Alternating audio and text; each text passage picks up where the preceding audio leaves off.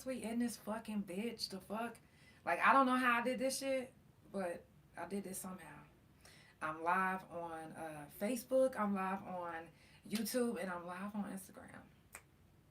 So if y'all just now tuning in, it's the Couch Chronicles, and it ain't no fucking limits. Y'all come on in. I'm gonna get a song started so I can share the live.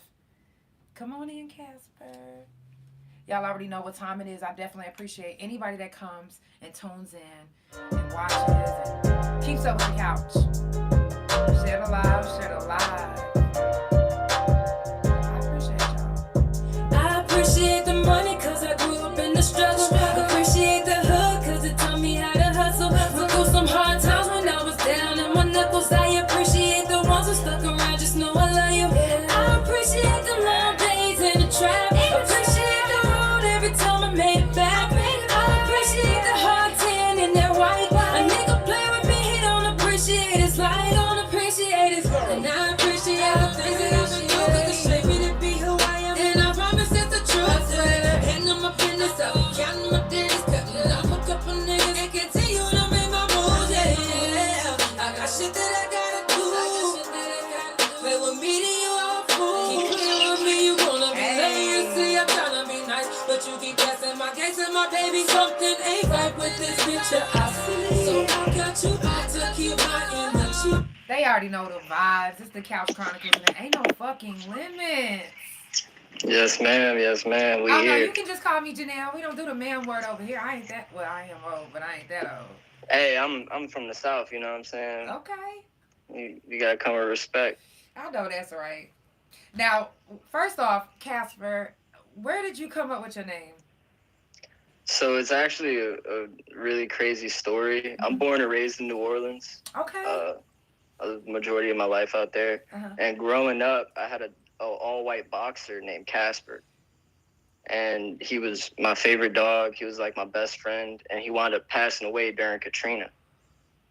And after he passed away, I kind of like adopted that name, you know, because of my skin tone, and like my family is Moroccan and Arabic. So like, I'm like really light skinned compared to a lot of people in my family. So like, you know, it just kind of stuck with me, and I just kind of rolled with it. That is so fucking dope. You know, looking at you, you wouldn't imagine that Arabic, Moroccan. Yeah, what? Spaniard and Moroccan. Yeah, it's weird. It's not weird. It's amazing, actually. I think it's dope. That's actually a dope ass combination. Yeah, yeah. Do you Well, speak in they Arabic? border. When I was a kid, I spoke Farsi a little bit. Can you read because Arabic? A little bit, yeah. Can you read what that says? I can't really tell. You kind of got a glare to it. Oh yeah, I know. I see it. Yeah, I fucks with well, you know, in Detroit, it's a lot of Arabics. So I used to live in Bay City, right outside of Flint. Really? Yeah. See, that's why I actually started my music in Detroit. I started everything in Detroit. That's my second home. I love Detroit. I moved to Detroit as soon as I got out of prison. So I did 9 years in prison and been out 6. I did 5. See, I gotta get you back on for prison talk. I do prison talk every month. Yeah, definitely. I would love to. I got a crazy story. My life's a movie. Oh yeah, I got a crazy story. I can't wait to hear it. Now, what's your zodiac sign? So I'm a Sagittarius. Okay. I was born in December. Okay. I actually I was born on Beethoven's birthday. My birth name is Gaelic for artist, and I'm self-taught on 25 different instruments. That's fucking dope. Yeah. You got any instruments with you right now? Nah, we're in a new apartment. Okay. Yeah, I got my studio set up, but no, I don't have any instruments yet. I wanna build like a community studio. Yes. Like where like my goal is to open up like a chain of studios, especially in, you know, cities where it's hard. Yeah. And I want to have it set up to where if you're a student, like, and you have your student ID, you could come in for free. Like, I want to do something where I could really give back to the communities and stuff, and really show my appreciation, and kind of extend a hand that I didn't have extended to me. Right. That is so fucking dope. Y'all, if you just now tuning in, it's the Couch Chronicles, and there ain't no fucking limits. If you're watching on Instagram, make sure that you share the live. If you're watching on YouTube, hit the like button. And if you're watching on Facebook, share the live too. If you're listening on Spotify or Pandora, you can do the same thing. Like, comment. You can still comment there if you didn't know. Make sure that you follow my guest, Casper the God, on all social media. His information will be in the description. Now, where are you at right now? I'm right outside of Niagara Falls in New York. That's what's up. Yeah. Yo, you out there. Yo, that's fire. My guest last night, it was in the Bronx. How's Yeah, yeah. the air? Like, So right now we actually just started getting smoke, which is crazy because I'm 15 minutes from the border. So like we actually just started getting smoke, but it's not bad. It's almost like fog. right. So it's not bad. But I have a lot of friends out in the Bronx, out in Brooklyn, New Jersey, and they were like, "Yo, it looks like hell out here." Right. Yeah, my cousin was on a live yesterday and he just could barely talk. Now, where you're from, is it hard to come up doing music? So where I grew up at, hold on, let me cut these lights in the back. Okay. Where I grew up at, there wasn't a lot of support. There wasn't really a lot of love. There wasn't anything positive going on, especially musically. To give a little backstory, I got locked up when I was 12 years old for selling weed at school, and I wound up getting sentenced to 5 years because of the quantity and how many people I sold to, and it was all bad.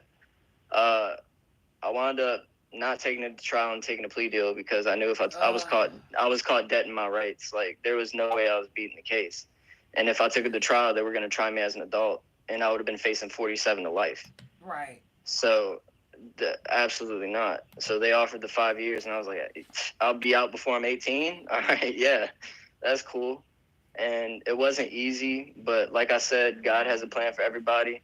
And like this shit was like willed into my life. The pod that I was in just so happened to contain all the musicians and all the artists.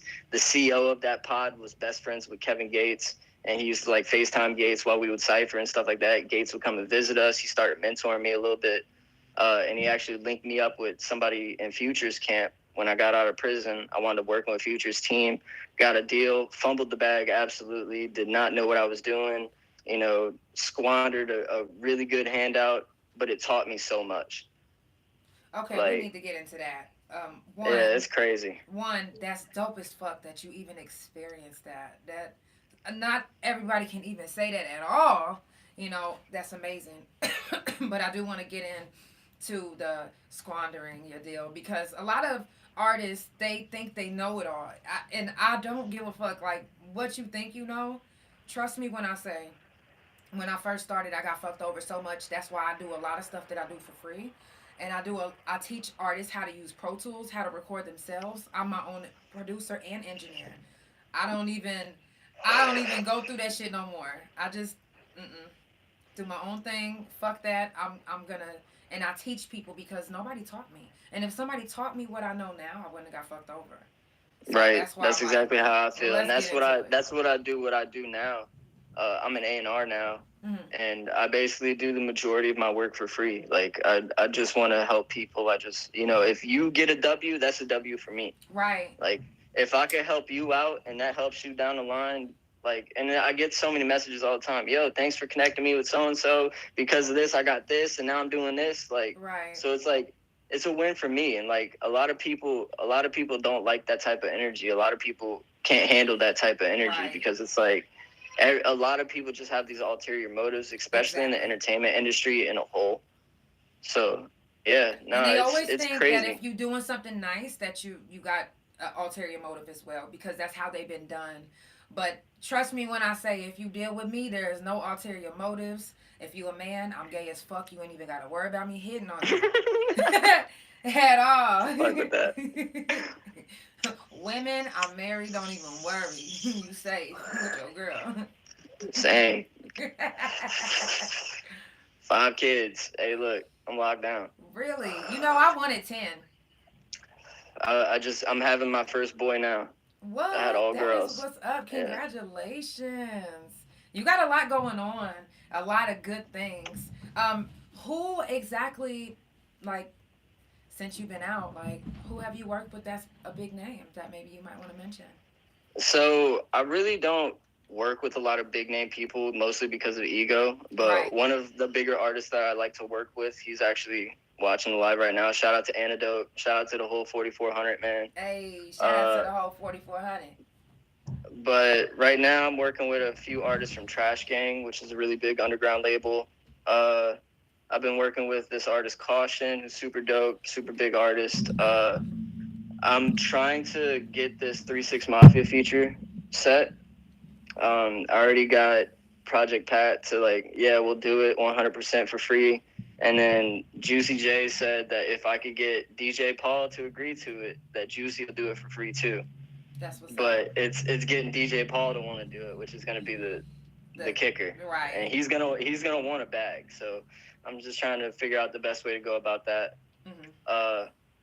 But as of right now, like ever since I stopped working with Futures Camp, I just started doing my own thing. I built my own label that I was running for about a year. At our peak we had like 30 something artists. Mm-hmm. But I just kind of started buckling down and really evaluating the people I have around me. And it's like, look, if you're not on the same type of level that I'm on, and we're not like vibing on that same frequency, like I can't have you in my circle type stuff. So, right. I really started buckling down and reevaluating everything that's going on and paying attention more to the people that I tend to hang with. Right. That's real. That's really good advice for anybody that's watching. Especially if you're trying to build and be independent, this is some good things to be listening to. Do people criticize you about your artwork for like your album covers and stuff like that? So honestly, no. I do everything myself. So the only thing I don't do is make beats, and I find producers who are trying to work 100% with me. Right. So I don't use like YouTube beats. I don't like source material or anything. I do everything myself. Mm-hmm. And I kind of prefer it that way. Right. And I kind of look at it like this is all of my artistry, not just my music. Like I paint, I do all kinds of stuff. So can I see some of your paintings? Yeah, actually I have them sprawled out on my floor right now. Yes. So we got. I need something for my wall. You see, somebody sent me this one, the little shroom lady. Hey, look, I got all these available. Oh yes, wait, I love shrooms. Go back up. Wait, this one? It says stop the violence. Hey, yes. Okay, put that one to the side. I got you. You see, I got a shroom on me, and then, and then I got my true form right there. Is that so? You want to see something crazy? Let me see. I got the same exact shroom on me. Oh my gosh! Yeah. Yo, I got a whole song about shrooms. I literally teach the shroom gospel. Yo, you want to know something crazy? I do the exact same thing. Really? I had like one of the most powerful spiritual experiences of my life probably 3-4 months ago. I took a lot, like, and then I went to the zoo. Mm-hmm. So it was super, super deep for me. Like I started like peaking really hard. It was the most powerful psychedelic experience I've ever had, and I've done DMT a bunch. Like, right. And this was like the most intense. Like I'm seeing hieroglyphics, like in gold hieroglyphics, like everywhere on everything. Like I felt like the sun was like talking to me. Yes. Like it was powerful, and like I like went through my brain and just like scrubbed my brain of all my nonsense and trauma and insecurities. Mm-hmm. And it was just like, it was crazy. I'm a grown ass man. I spent like 7 hours like crying like a baby. Yeah, that shit is listen, like a baby. On my 31st birthday, I took 31 strips of acid, and I literally, I went to, my wife thought I was gonna die. Like, yeah, I bet you probably did a few times. No, I didn't. No, I had the most amazing time. Like, I didn't even want to be bothered. I didn't even want to celebrate my birthday. I was like, not even here. Because I was talking to this being, and it was a really, really colorful being. It wasn't male. It wasn't female. It never moved its mouth. I could hear everything it said. Yeah, yeah, yeah. It's telepathic. And It's all. I kid you not, if you ask my wife, I'm not lying. Do you know I was in the bathtub talking to this being? Water was swirling around me. Do you know I water can was believe it. everywhere but on me? I can believe It it. locked her out of the room. She couldn't even get in a room. She said I was I can believe it. screaming. Yo, it was crazy, but ever since then, my life has been different. Like, It's so freeing. That ego death yeah, that you experience, that just stripping away everything, is like, look, yeah, you're not special. You're one of everybody else. exactly. You're part of everything, bro. You are not special. Nothing about Exactly. you is unique. Like, you are just one in a billion, dog. Here you go. Like, here's something. Neil deGrasse Tyson. I don't know if you know who he is. Super famous astrophysicist, right? So he has this thing that he says, and it's more along the lines of the number of people who have existed is over 100 billion, right? Human beings, like as we are, over 100 billion lives have come and gone, right? Right. So the odds of you and me sitting here having this conversation right now are already impossibly implausible, right? Mm-hmm. So that proves that everything happens, right? Right. That's why you experience empathy. We're all part of one. You know, we're all one consciousness. Call it God, call it the universe, call it whatever you want to call it to help you understand it. Right. That's what it is. I've studied so many religions, the Torah, the Quran, the Bible, ancient texts like the Mahabharata and the Bhagavad Gita. That's why I ended up getting these 3 dots, and then I got this. Like, I kept seeing a sequence I've read of 3. all, and it's all the same. They're all telling the exact same stories. Yes. They're all telling the exact same stories. Do you it's know? It's just a different way to explain it. Do you know I have 2 autoimmune diseases that have no cure? And I My mom does too. I have lupus and RSD, and I literally stopped taking all my medication, and I only take shrooms. My mom has rheumatoid arthritis, and when she started smoking weed, she started, it being easier for her. She doesn't have to take pain meds anymore. Right. So her and me is very similar. Like, very similar. Yeah, my best friend's mom has lupus, so I know all about all of that. Yeah, I fucking hate it. Y'all, if you're just now tuning in, it's the Couch Chronicles, and it ain't no fucking limits. I do this every Monday, Tuesday, Thursday, and Friday from 8 Central Time. Make sure you follow Couch Chronicles No Limits on Spotify, Pandora, THA Couch on Facebook and TikTok, and right here on Instagram, CouchChronicles.NoLimits. Also, make sure you follow my guests on all social media. His information will be in the description everywhere that is streaming. If you're watching on Facebook, if you're watching on Instagram, hit the like button, share the live. If you're watching on YouTube, hit the like button. Right. If you want to support the couch, you can Cash App, PayPal, Chime, THA, Real JANELL. And I also still have the honeymoon jar if you would like to donate to the honeymoon jar. And let's get it. Now I do want to ask you this. How would you, in your own words, describe your style? Heavily influenced by 3 6 Mafia. I draw a lot of inspiration from Kevin Gates, Lil Wayne, Soulja Slim, BG, the kind of music I grew up on. So I'm kind of like just a blend of what I consume, like what I enjoy. I feel like I am a product of my environment. Like the things I talk about in my music and my songs, like they're all stories from my real life, like that I'm just giving you a way to experience it with me. So like I don't have to fake anything. Like I don't have to make stuff up. Like my life is crazy as fuck as it is. Right. So it's like if I could share my story and it helps somebody else out, or maybe persuade them not to do what the fuck I did, then more power to them. Like my biggest song is a song about my best friend who passed away from fentanyl overdose. Like he was my brother, and he's gone.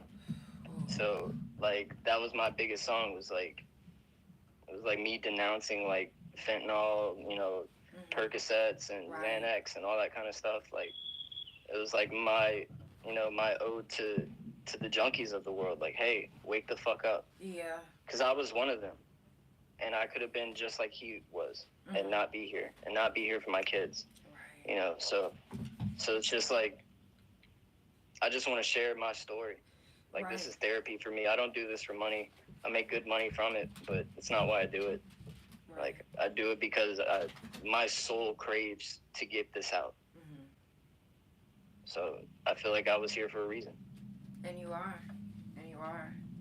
Now, can you tell us a little bit about your past addiction? So, growing up, uh, started out smoking weed probably, it was the summer before middle school. So, right before I hit 6th grade. Mm-hmm. Probably like 9, 10 years old. And this kid hits me up and is like, hey, you got an iPhone charger? Mm-hmm. And I'm like, yeah. This is like when the iPhone 3s were out, something like that, right? Like one of the first touchscreens, right? And I'm like, yeah. And I bring him a charger and he just puts this little bag of weed in my hand. And like ever since that day, I just started smoking weed all the time. And then it kind of progressed to like going out and partying, you know, sneaking out all the time and going to parties and stuff. And then, you know, coke would be around. And, you know, at first that was like the only drug I ever really seen other than like seeing crackheads and dealers, you know, stuff like that. You never really, you heard about like meth heads and like heroin addicts and shit like that, but you didn't really see it until I got out of prison. It was just everywhere. You said until you got out of prison? Yeah, once I got out of prison in New Orleans, it got really bad. Man, they were strung out on the yard. Oh no! So at that time, the big drug that everybody was doing was the K2. Ugh, the they spice. were doing that shit They were too. smoking that shit. They still that doing shit that was shit. Wicked. They're still doing that shit. Are they? I see it every day, dude. Oh my God. I follow all the prison YouTubers and shit. They're still that shit. It's bad. That's crazy. It's bad. Wow. I got a crazy story about that shit too. I'm here for it. So, I used to sell it because me and a friend, and I could speak about this because statute of limitations and shit. Me and a friend drove all the way to Mississippi and broke into this place called the Raw Shop. Mm-hmm. And it was like a big smoke shop, right? Mm-hmm. And they had a lot of spice. So we wound up stealing like 13, 14 pounds of it. And we were making a killing. Everybody wanted it. Everybody wanted it. Everybody who was on probation, all that kind of shit, everybody wanted it. COs were buying that shit. And that is crazy. You know what I'm saying? That's potpourri. Well, you got to think, something that's $10 on the street, a pack of cigarettes on the street is $50 for a pack. And you're going to bust down each cigarette in a 4 and you're going to sell it for $250 for that whole pack. So it's like, you got to think, the price of things are astronomical. You know how much an iPhone costs in prison right now? Yeah. Like $10,000. Like, for an old iPhone, not even the new one. Oh, like, I'm hip. And you know where the men is hiding them? And it ain't in them peanut butter jars no more. No, it's not.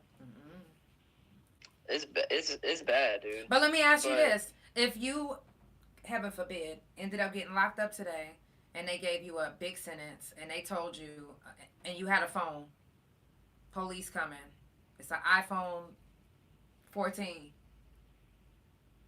You only got 2 choices. Get caught or shove it up your ass. What you gonna do? If you want me to be honest, I'm getting caught. But that's the only way that you can get a hold of your family. Hey, look, we're gonna have to get another phone. You feel me? Gonna have to get but to keep it a bean, if we're being realistic, if I have a phone in prison, I'm only gonna have a phone if there's a place for me to put it. I know people right now that the only place that they can put it is in their asshole. You can't fumble a bag, get all that money, and now that's all you got, and you waste it on a phone, and now you get caught with it, and now you. That's why. Listen, I'm telling you, I know I can name 5 different people right now that actually had an iPhone 7 in their asshole. And the reason why is because he had a large sentence, and that's the only way he could talk to his family. And he Well, I'm spent gonna his tell you whole like bag this. on I that don't know shit. how he fit that there. All right. Vaseline. If a coochie can stretch, a booty can stretch. Hey, but look, as a man, that's an exit only. All right. As a I'm not woman hiding. too. I'm not hiding that. Not there. I'll chip a brick out and make a fake brick out of toilet paper before I do all that. Nah, we all right. But to keep it a bean, every phone I've ever touched in prison was a flip phone. You've never seen nobody with no touchscreen phones, none of that shit.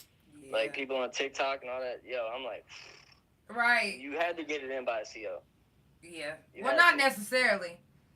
Listen, because I got my phone back on the max yard, and let me tell you how I did. The officer, she just was so, I don't know. She didn't like me so much because I was always in trouble that she wouldn't even look at me.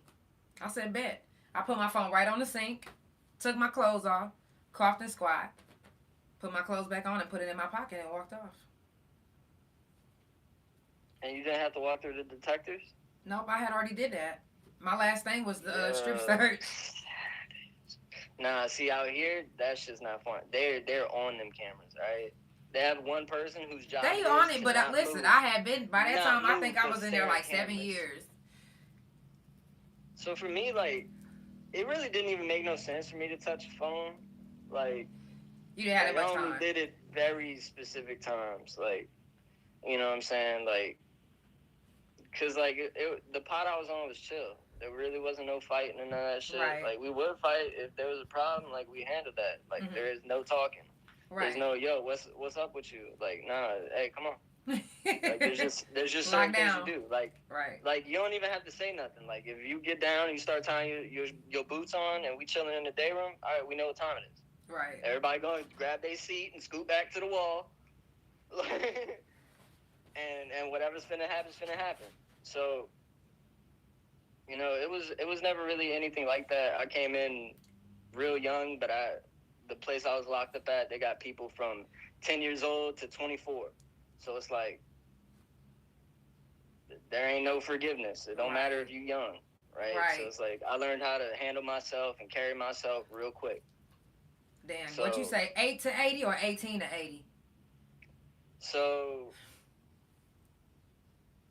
they have an adult prison, but the place I was at, the only way you could be over 20 years old and still be at that prison was if you had been there and got a juvenile life sentence, or you caught a sentence that extended juvenile life, and they just had to wait for you to be a certain age and find room for you at a state prison. They lucky, because they didn't do that here. You going right to the fucking yard. But if you're 17 in Louisiana now, you're an adult. You don't go to juvenile. So, like, if you catch a charge at 17, if you're not on probation for juvenile, then you're going to the parish because we don't have counties. So you go to the parish, right? Wow. And you could go straight to it. And the way it works out there, if you have 1 day over a year, over 365 days, you're going to prison. Damn. So if the only way you stay in the parish lockup is if you have less than a year for your sentence. Wow. Damn. And they don't do the shit that they do in Florida. Like you catch a knife charge, like you're getting years. You're not getting 60 days in a hole and then they put you back in gym pop. None of that shit. Right. You catch a charge. Look, they about to ship you to a level 3. You was on a work release. Now you're on level 3. So level 3s there is bad? Because level 1s... Level 3 is anything over 20 years. Or violent charges. If you can have 10 years or 7 years, but if you poke somebody up, if you had something violent happen, they'll ship you straight to a supermax or a max. None of that small program shit. Nah, and you gang affiliated? Oh nah, dog, you up there. Right. So it's like, yeah, that shit ain't cool. Wow. And I used to think that shit was gangster. Like, going to prison, all that shit. Toting guns and I've been shot. When did you think that? Well, growing up, that's how it was. Wow. Wow. Everybody who was somebody was like that. So it's like, if you wanted to be somebody, then you had to be like that. And if you wasn't somebody, oh, that's your bike? No, it's not. Do you feel like that? Do you feel like that peer pressured you to be who you are today, and experience the thing that you went? Absolutely, 100%. Got involved in the gangs and all that shit, and it was gang until that cell clang, and then it's you by your lonely. Right. Because all them other dudes that bang the same shit, they not your homies. Right. Just because we bang the same flag, that don't mean nothing. Yeah. If I don't fuck with you, I don't fuck with you. Mm-hmm. And then my skin color, it was hard. But I stood on my shit. I didn't fold. I claimed what I claimed, and I repped it to the fullest. Mm-hmm. And I put in work when I had to. But I'm not proud of it. Right. I did shit that I did not want to do. Everything in my body was like, absolutely not. Right, but you did it because you didn't want to. You know, when you want a yard, you kind of have to put on this. I knew the repercussions of what would happen would be far worse. I would have much rather caught more time than what would have happened if I didn't. Right. So you got to do what you got to do. Right. You was a man when you was selling drugs on the street. Now you're gonna be a man because you had to pay for your shit when you got caught. Facts. So I stood on my principles. Yeah. And that's just what it was. It wasn't fun. It wasn't easy. And when I got out, I have not been in a cop car since. That's real. For real. Absolutely not. Like, for real.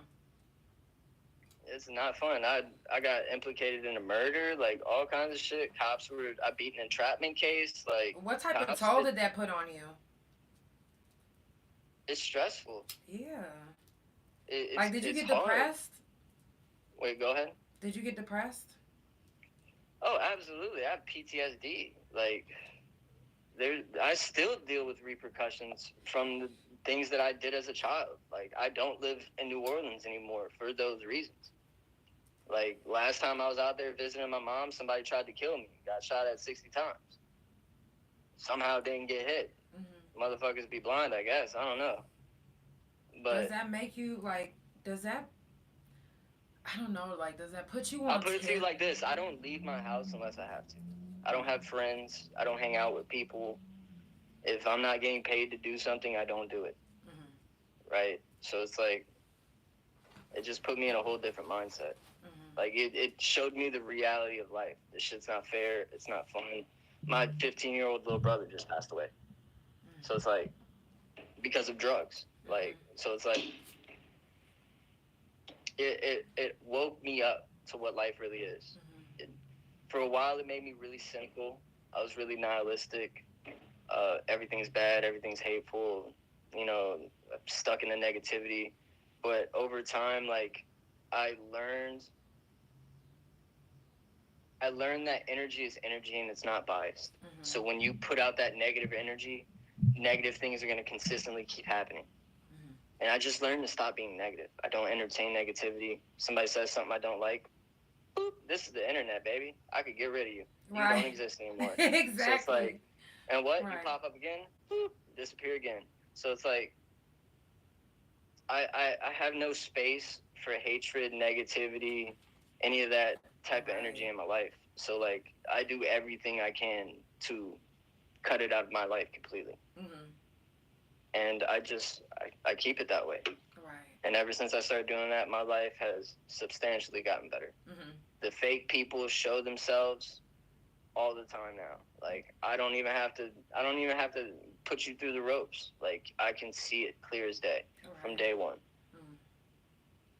So it's like, I learned to have respect for myself. Because when I was doing all those things that I was doing, I didn't have respect for myself at all. Mm-hmm. Like, I hated myself. I hated everybody and everything. And I wanted to die so bad until I started experiencing death all around me.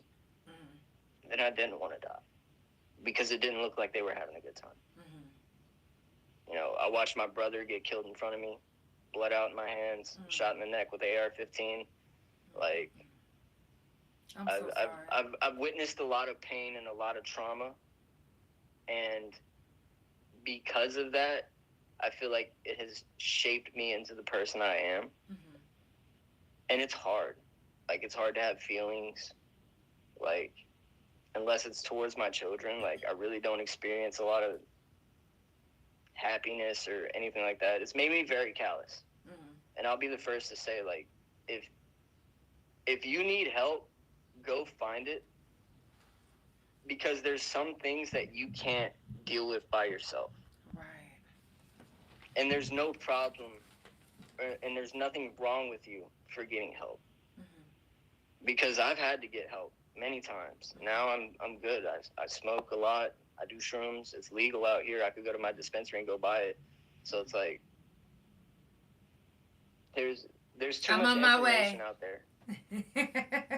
There's too much information out there to keep living in that perpetual cycle. Mm-hmm. And it's like I had to wake up, you know. Yeah.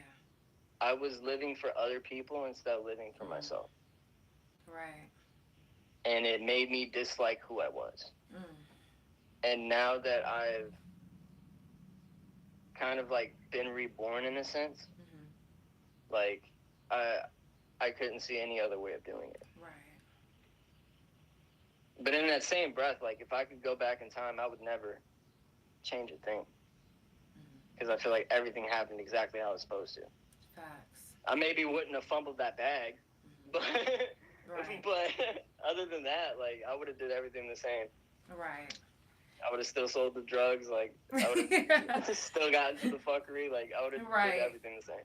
Right. Y'all, if you just now tuning in, it is the Couch Chronicles, and it ain't no fucking limits. I do this every Monday, Tuesday, Thursday, and Friday from 8 Central Time. Make sure you follow Couch Chronicles, .no limits right here on Instagram.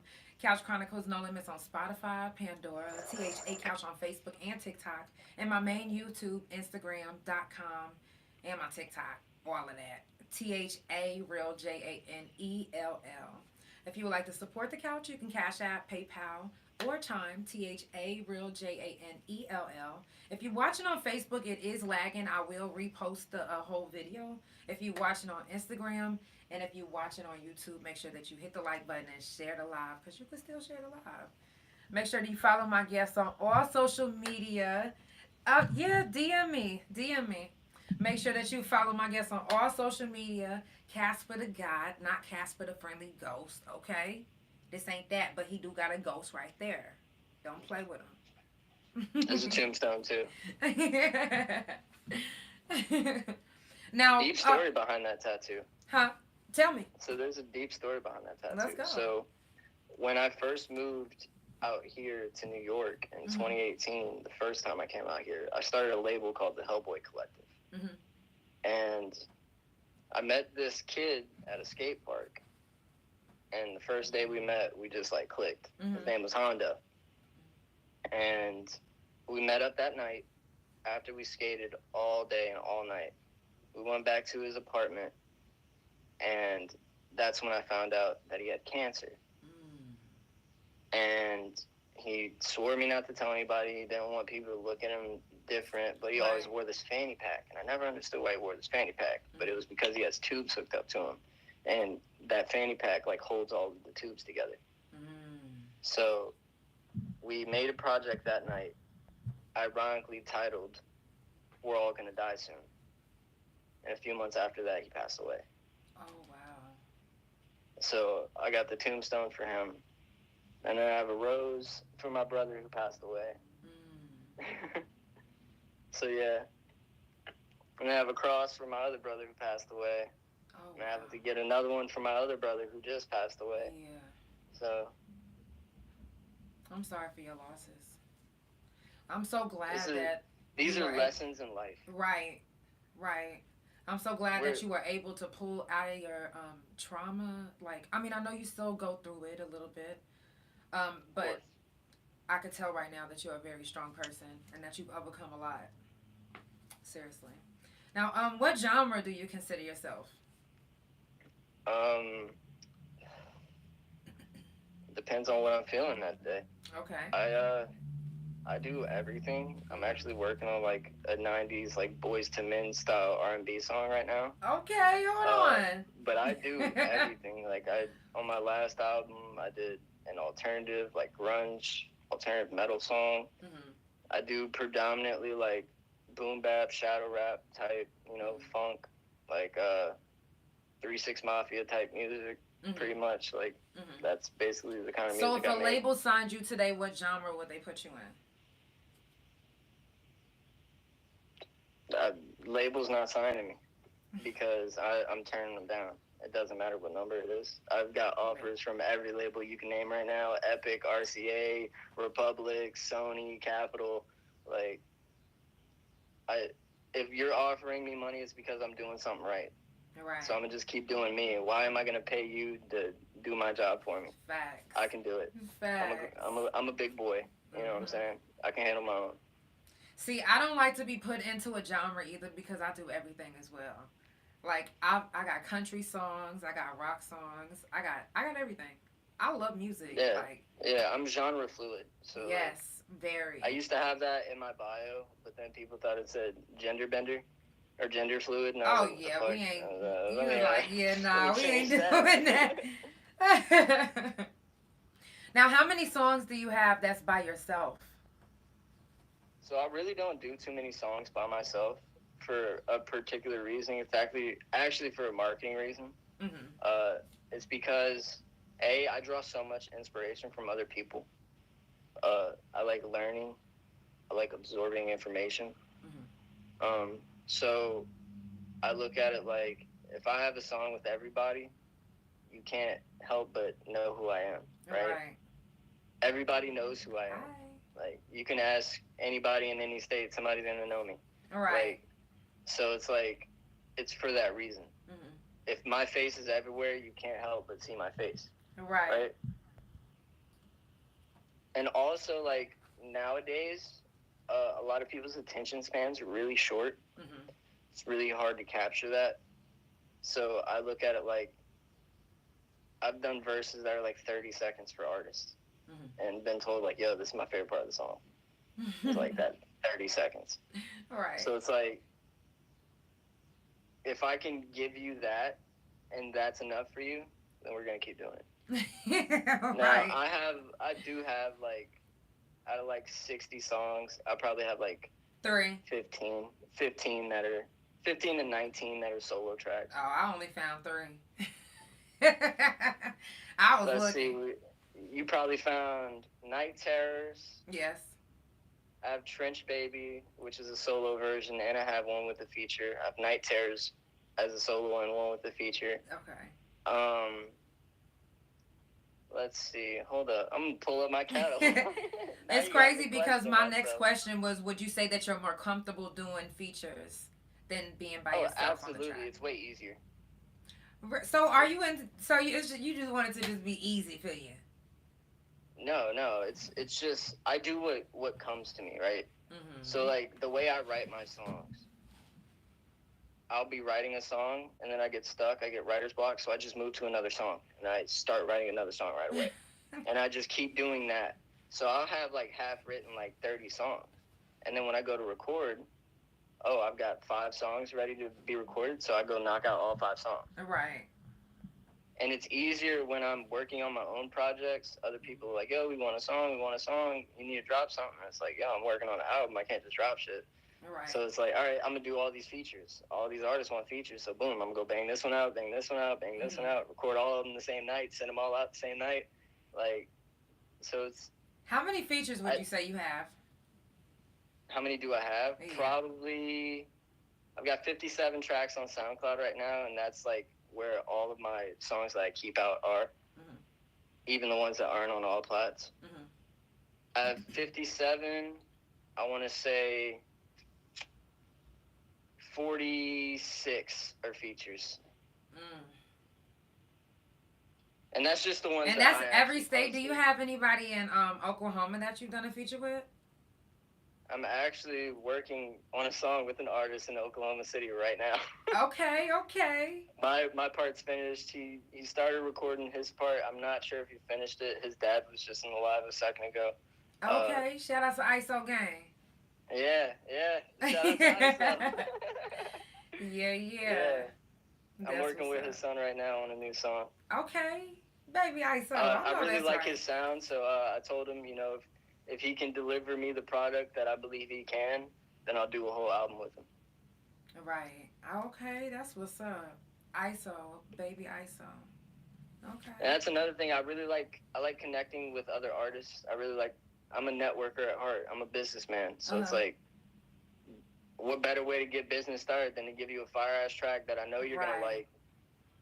You're not gonna not want to do it. Right. So it's like, right. I know what it is. I know how to do this. Like, I'm a genuine person. Like, I believe in energy, and like, you know, I believe like when people talk to me, they can feel the energy that I put out. So. Right. That is so real. That is so real. Now, but do you think you hold your own on the track? Always. I believe, honestly, I could be biased, but I believe almost every song that I've ever done, I'm the best verse on it. Really? Do you know that's one of my questions? Like, honestly, I believe every feature I've ever done, I have the best part in it. But that's because I'm an artist, and I believe everything I do is great. Right. So, right. Like, so nobody has ever killed you on a track? I'm talking about murder. I'm talking about out of there. The closest thing I could say to that is I've done songs where I just do the hook. Like, it's my song, but I just give you a hard-ass hook, and I'll throw some crazy features on it. Like, I have one called Deathbound, and it's featuring Caution and Gauzy, which are two huge artists, and they just fucking slaughtered that shit, and I just do the hook, and that's it. Okay. But I've had people even tell me, yo, I like the hook better than the song. Oh, damn, see? So then that don't count. We need one that you just was murdered.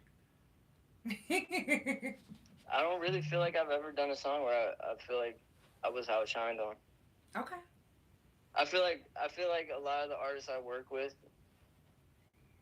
if they're not exactly at my level, they're like right below me. So it's like, right. You know? It's like, yeah, this cool. But honestly, it's like, I'm a real artist. Like, I really do this. Like, I really do this. Right. So it's like, sounds like a challenge. Take it how you want to take it. Sounds like a challenge for any artist that's listening. Hey, look, I've said it 1,000 times. I will go bar for bar. Any artist. I promise you, like, you might think you got chops, but I got chops. Like, really? Especially if we writing, you are going to get smoked in every way of the word. Like, I'm a lyrical genius. Like, I do this. Okay, well, I'm going to get you a challenger. I bet that. We'll do it. Yeah. We'll do it up. I'll shoot a video. Like, I'll provide the beat. Like, I'll provide the beat and everything. I'm hip. Yeah, I'm going to provide the beat. You can lay your track. Matter of fact, how about this? Here's a business proposal. Okay. How about we host the challenge? You send me a beat, we'll make a song, and we'll do an open verse challenge, and the best artist to submit a verse will get put on the song. Okay. I'll give them 50% royalties, like the whole shit. I'll main artist them on all platforms. Facts. Hell yeah, that'll be dope. Yeah. I'll still provide the beat. Yeah, we could do that. Yeah, that's gonna be dope as fuck. And all the profits I generate are gonna go to a charity. So lupus. Oh.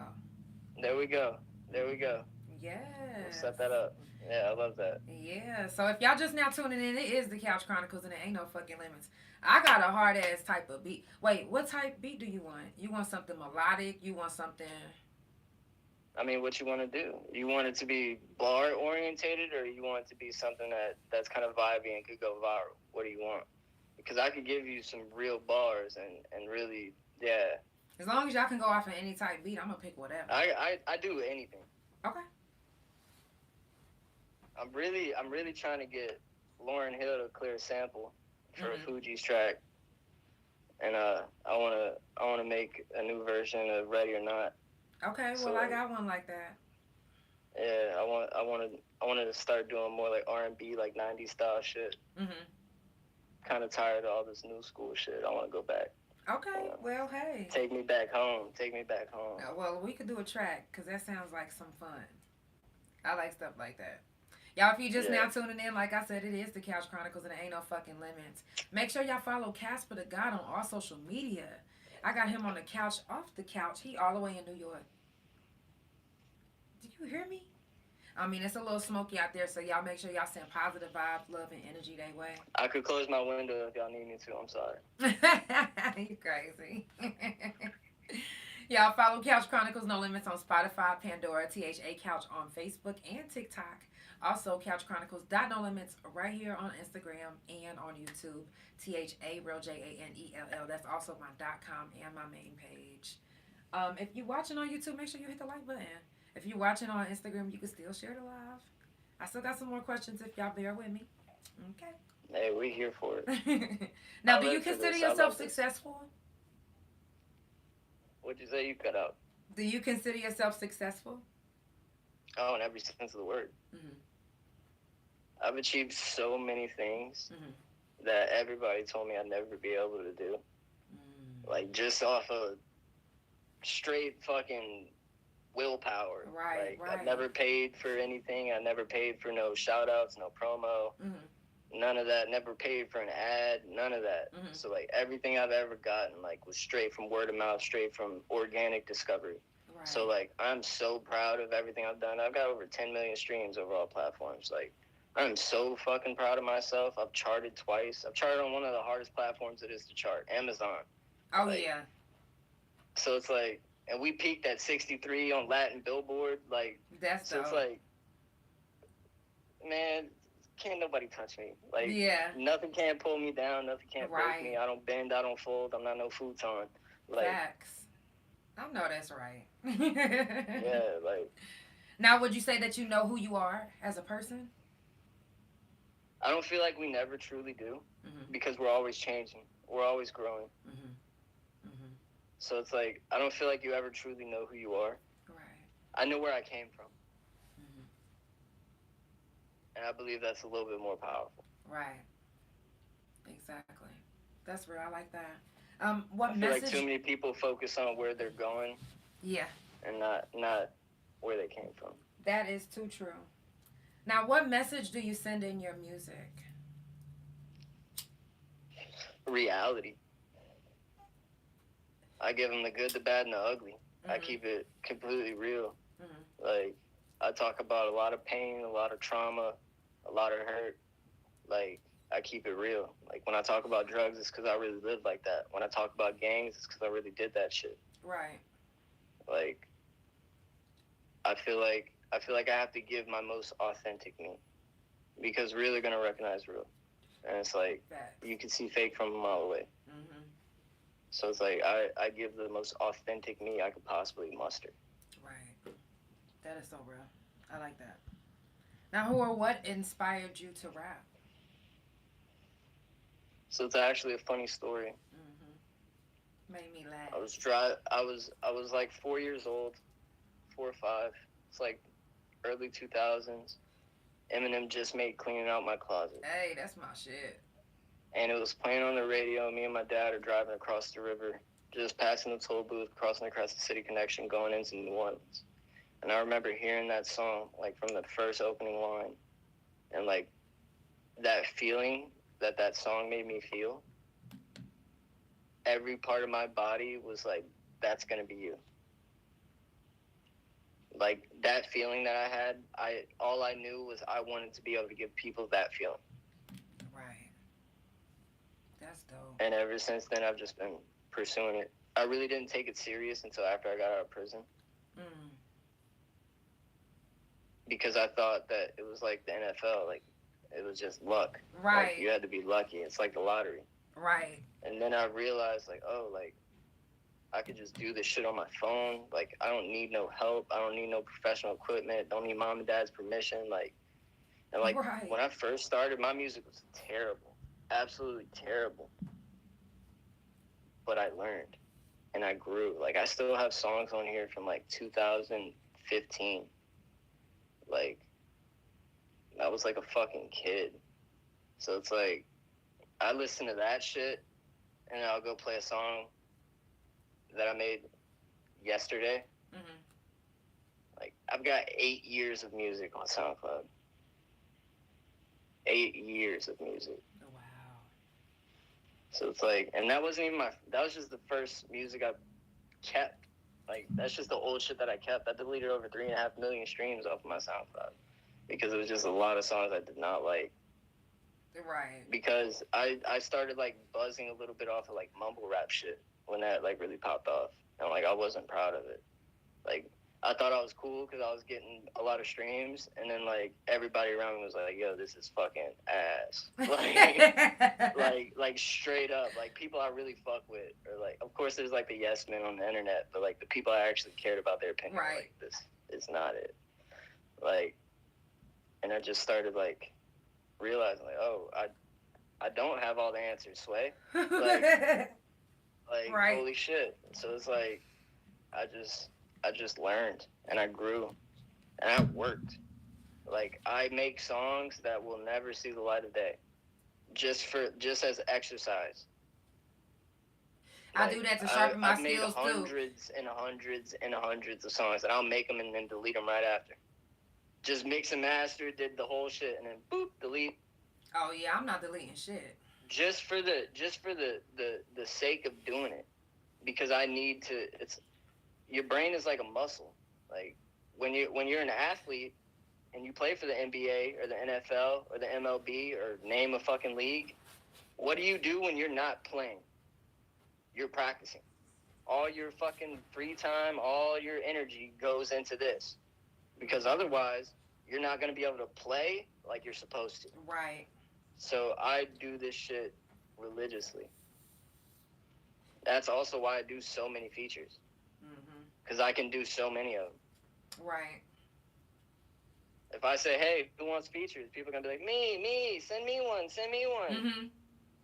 So it's like, it's easy. Right. It's not like I have to go looking for it. What was the worst feature you've ever done?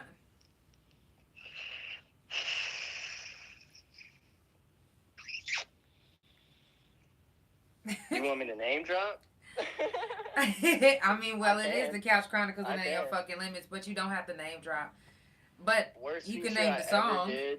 We can do our own research. Worst feature I ever did, straight up, was...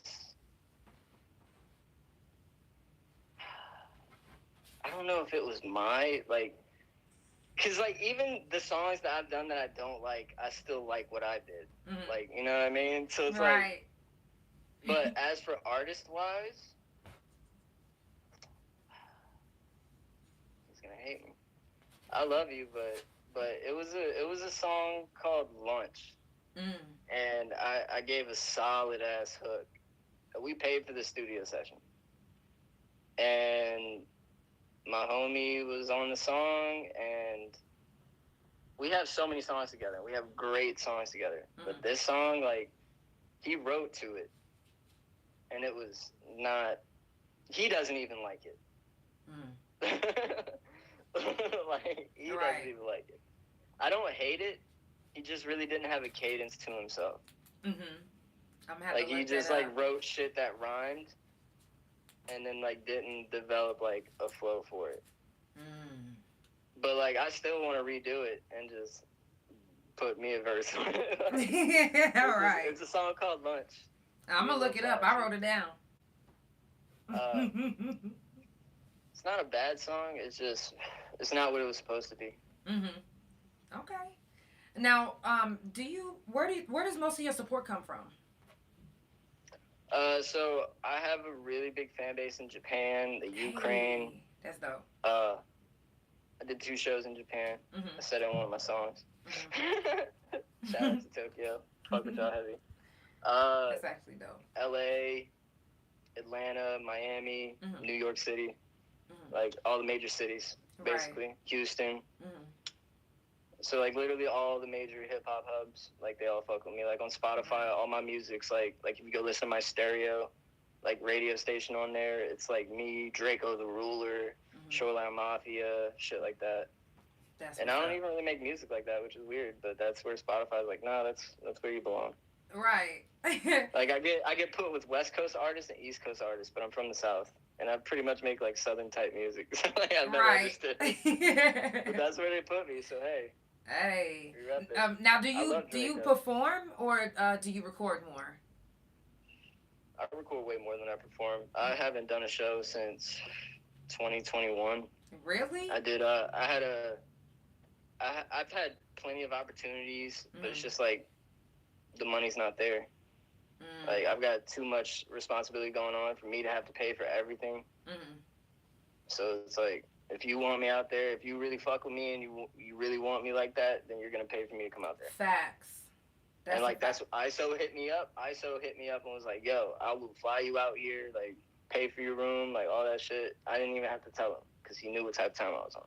So it's like that's what it is. Like you have to understand. Like I'm a businessman, business first.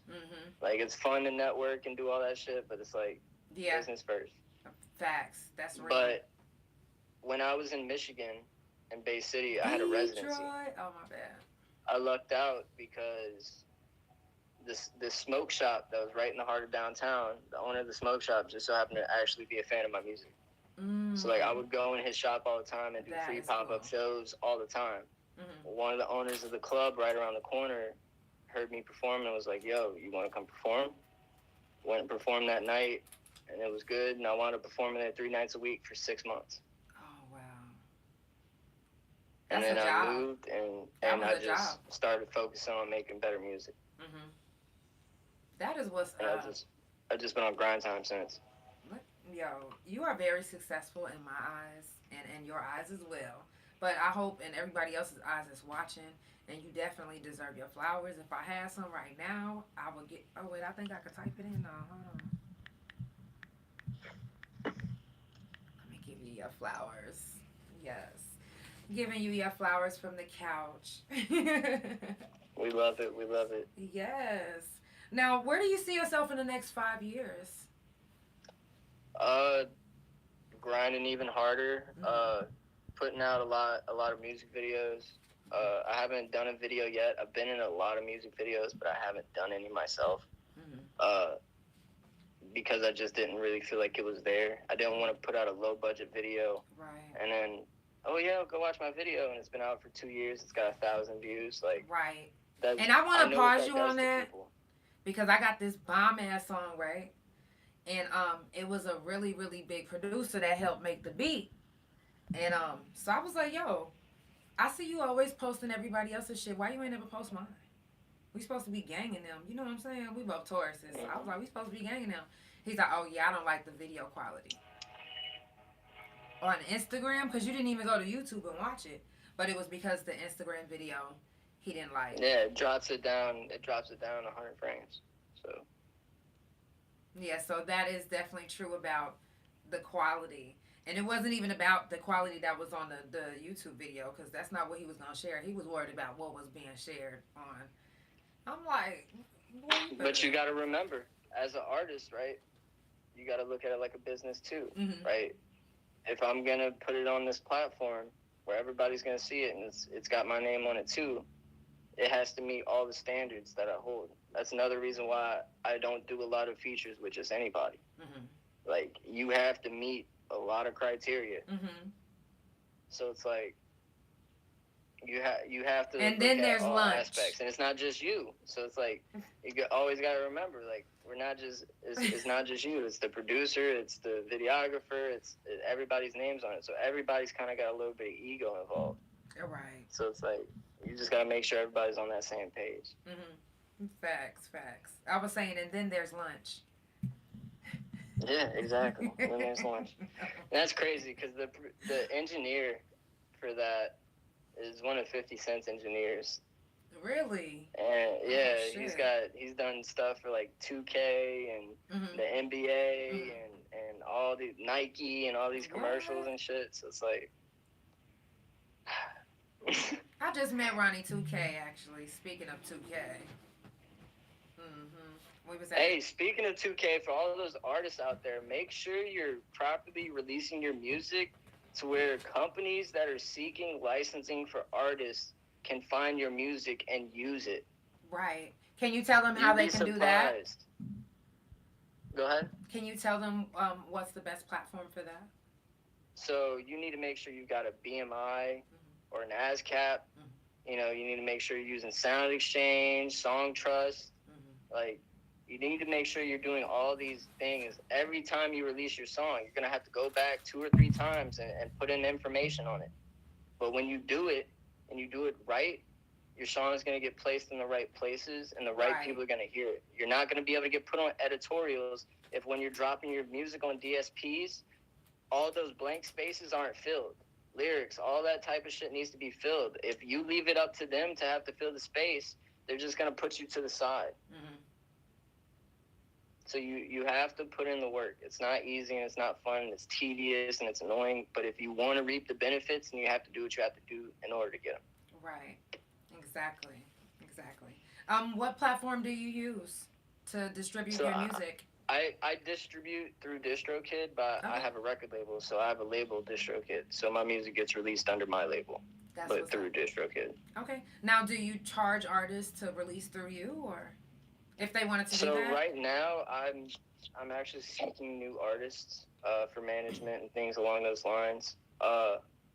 But right now, I pretty much fired everybody in my team. Everybody on my camp, all my artists, I let everybody go. Because I really needed to double down and focus on the nitty-gritty part. And it's hard to do that when I have everybody's egos involved. Right. So what type of artists are you looking for now? I'm open. I'm very open. Obviously, we have to kind of vibe on the same level. Mm-hmm. But as for, like, type of music, I enjoy all music. So it's like I'm not particular. Right. You just have to take yourself serious. Mm-hmm. If you don't believe in you, you can't expect me to. Right. That's real. Does your family fuck with your music? Do they support your music? No. My siblings listen to me, but they don't. No, nobody in my family supports me. None of that. There was never anything like that.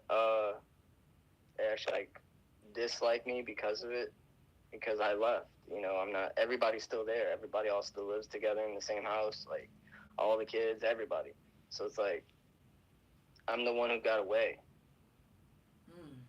So, like, I don't have a relationship with any of my family. I got 8 brothers, 4 sisters. I don't talk to any of them. Mom, dad, stepmom, stepdad, none of that. So it's like, I don't talk to nobody. My family is my children and my family. How does that make you feel? Indifferent. Mm-hmm.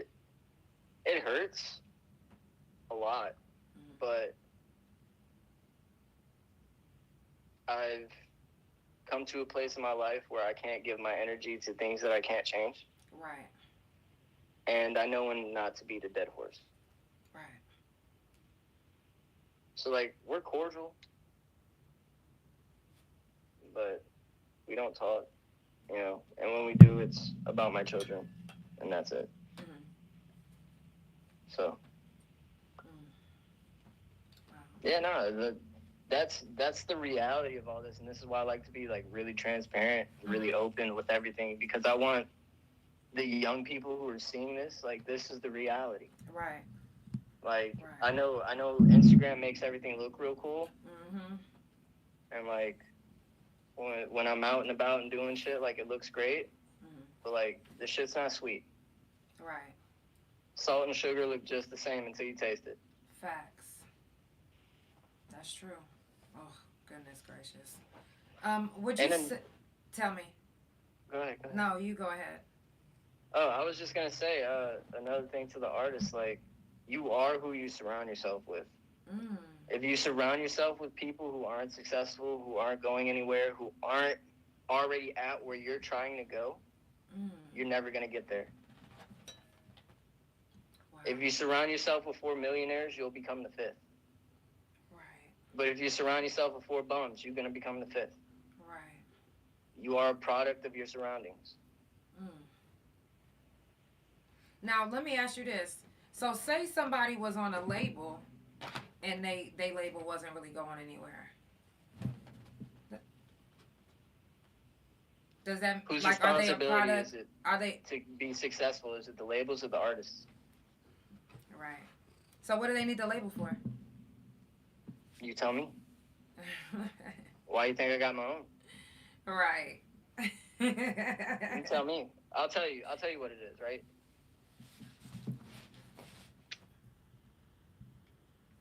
You want to be successful. You give anything to be an artist, right? I can make you famous tomorrow. But guess what? Now you owe me everything. I own you. Right. Right? You don't do anything unless I sign off on it. Mm-hmm. What? You think you're going to go out with your friends to the hood? Fuck no, you're not. You're under my insurance. You're my liability. You're my piggy bank. You make me my money. You're my I couldn't do ATM. that slave shit. That's why I'm no. So that's why I would never sign with nobody. But here's the trade-off, right? Here's the trade-off. What are you doing it for? Are you doing it because you want to be rich and you care about money and all that? Or are you doing it because this is really what you want? Are you doing this because you're truly an artist and you're okay with not getting everything that you made because you're living your dreams? Or I want what I'm entitled to. What are you in here for? Right. Because if you're just in it to be hot, we can make you hot. You might not be rich. Right. But you'll be hot. Mm-hmm. But guess what? There's 10 million rap songs that get released every single day on DSPs worldwide. 10 million just rap, classified as rap songs. 10 million every single day, right? You could be hot today, but you're going to be leftovers tomorrow. Right. And this is a hot-ass buffet with all you can eat forever. Stays hot. When it gets cold, boop, throw that shit away. Here's another one. So you could be hot today. You can make it overnight. But anybody who made it overnight didn't last. Right. Right? Facts. So it's like, me, I'm in this shit. I'm not trying to see my rewards for 10, 15, 20 years. Because I know once I get them, it's going to be paid up from all those years that I spent working for this. Right. Right? I got tunnel vision. I know where I'm going. It's not if, it's when. And I decide when it is. Facts. When I come up with the money to build a big enough budget to roll out something big enough, that's when. Until then, that's what it is. This is a numbers game. This is a money game, right? Yeah. It doesn't, oh, you want to go get signed? Yeah, I could go sign with Epic Records right now, right? I could go sign with them right now. But what? I'm going against Jaleel and Trippie Redd and, right. and all these big ass names, right? So it's like, am I gonna be the fucking priority? Fuck no. And it was the same problems with my own label. Had an artist who was doing really big, ready to roll out. We were ready to do his whole rollout and everything.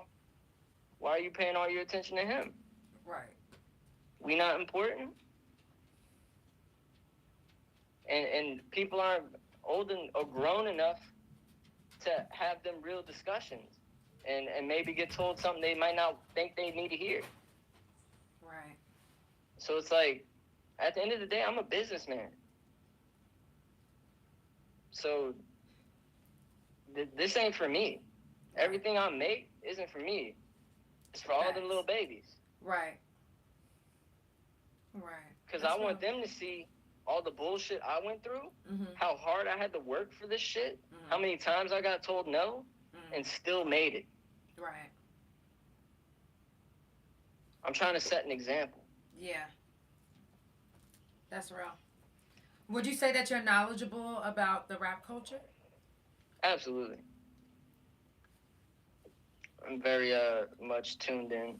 Okay. I don't really listen to a lot of artists that aren't me or people I know or fuck with or have some kind of relationship with. So, like, as for, like, what I actually listen to, pretty closed, but I pay attention to everything. Right. Like, it's my job. So right. I have to know what's hot and what's not. Facts. Y'all, if you just now tuning in, it's the Couch Chronicles and ain't no fucking limits. I do this every Monday, Tuesday, Thursday, and Friday from 8 Central Time. I got Kasper the God on a motherfucking couch right off the couch. Y'all make sure you follow him on all social media. If you're watching on YouTube, make sure that you hit the like button. If you're watching on Instagram, make sure that you share the live. It's all about love, support, good vibes, and positive energy, and that's all we trying to spread. Make sure that you follow Couch Chronicles No Limits on Spotify, Pandora, THA Couch on Facebook and TikTok, my main YouTube and Instagram, and my .com, which is THA Janell. I got a few more questions, and then we're going to wrap it up if you got time. Hey, we here all night. All right. Now, what's been your biggest, like, moment since you've started to you? Like, the most, like, Out of everything that you've been through, what has been the biggest moment to you? Like the most eye opening, or like, oh, this is so cool. Like I can't believe this actually happened. Yeah. So the most eye opening was when I charted. Uh-huh. But the coolest thing that ever happened, it actually was kind of shitty, how it played out. But the situation as a whole is like really dope. So I wound up somehow getting the attention of AC Killer, who is the owner of Criminal Nation organization, which is Bone Thugs and Harmony's label. Yeah. Right. So I wound up getting the opportunity to fly out to Crazy Bone and AC Killer's album release party. Mm-hmm. Got Be Real from Cypress Hill, like Snoop popped out, Wiz was there, like a bunch of legends, right? Yeah. And I had to open. It was like a closed concert, basically. Mm-hmm. And then an album listening. And I had to open. Mm-hmm. And I got props from, like, heroes of mine. Wow. So it was, like, crazy. But at the same time, after everything was sweet, super cool. Like, everybody had the utmost respect for me. And, like, I didn't look how I look now. I didn't have all these face tattoos and shit. Everybody was super chill, super dope. And I get a call from Busy Bone. He was like, yo, we want to offer you a contract, this, that, and third. I'm, like, super excited. But I'm not stupid. Right. So when I found out there was a contract involved, I got a lawyer. And I got my lawyer to read this contract with me. Mm-hmm, mm-hmm. And I'm not hearing anything he's saying. I'm waiting for the dollar amount, right? Right. $80,000 for a 360 deal, right? Which, for anybody who's listening, is not a good deal. It don't sound like it, the fuck? So not only was it a 360 for 80,000, they wanted like 60% of merch. They were taking me for the fucking ropes, dog. Like they were gonna wring me out to dry, get every little drop of juice I'm worth. So I still wanted to do it, and my lawyer was like, in good faith, I cannot let you sign this contract. Like, he was calling my parents, like, don't let him sign it. Like, and it was just kind of eye-opening to me. But that was, like, the dopest. Like, that was, like, the first time I felt like somebody. Wow. And then when I first got invited to the BET Awards, that was cool. Hey, that's fire. Now, do you consider yourself a god? I believe we create our own lives.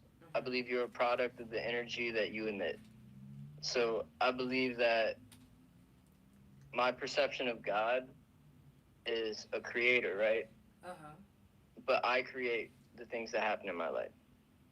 So I am the creator. I am one with everything. We are all one consciousness, right? Mm-hmm. So I developed this persona because the person that I was, I didn't identify with. I didn't understand who that person was. I didn't relate to that person, but I did with Kasper, right? Mm-hmm. And it was difficult for a long time because I developed this second personality. Right. And it like consumed me being an artist. Mm-hmm. And I finally gotten to a point after that last trip where I kind of like stripped myself away from it and like recognized, yo, like I can't always wear this mask. Right. So like I had to like do some deep soul searching, and I was like, this is who I am. Like I wasn't wearing a mask. Like this is who I was all along. Mm-hmm. Like he was just hiding behind that mask. Right. So like I kind of had like a rebirth, like an awakening, and I doubled down on it. Mm-hmm. That's real. Wow. Now my next two questions is, do you feel like your third eye is open? Absolutely. I like go out of my way to decalcify my pineal gland. Yeah. Right. Yeah. That's what's up. What got you to that point? Was it the shroom trip? No, like I said, I've experimented with psychedelics for a very long time. I started when I was like 13, so it's like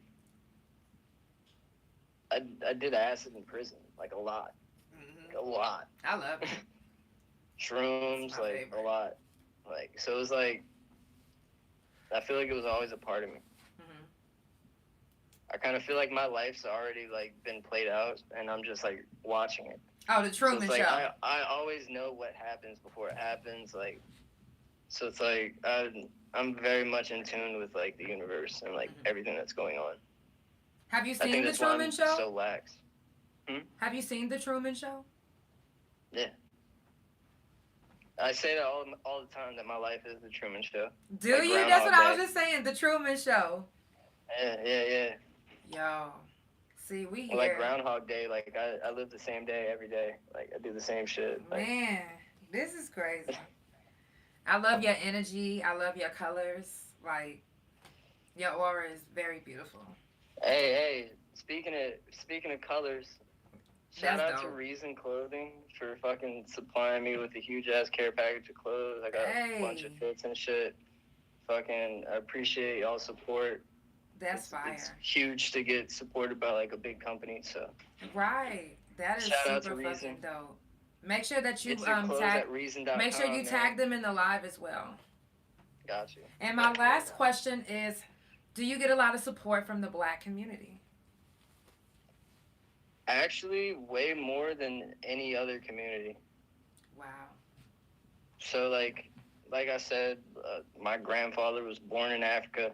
Like, you know what I'm saying? So it's right. Like, I've been there a lot. So I've gone to a couple different countries out there: Sudan, Ethiopia, South Africa, Morocco, Egypt. So like, I'm very much in tune with where I came from and like my roots. And like where I grew up at, like there really wasn't white people. So it's like, it's just what it was. Right. I didn't really start meeting white people until I went to prison.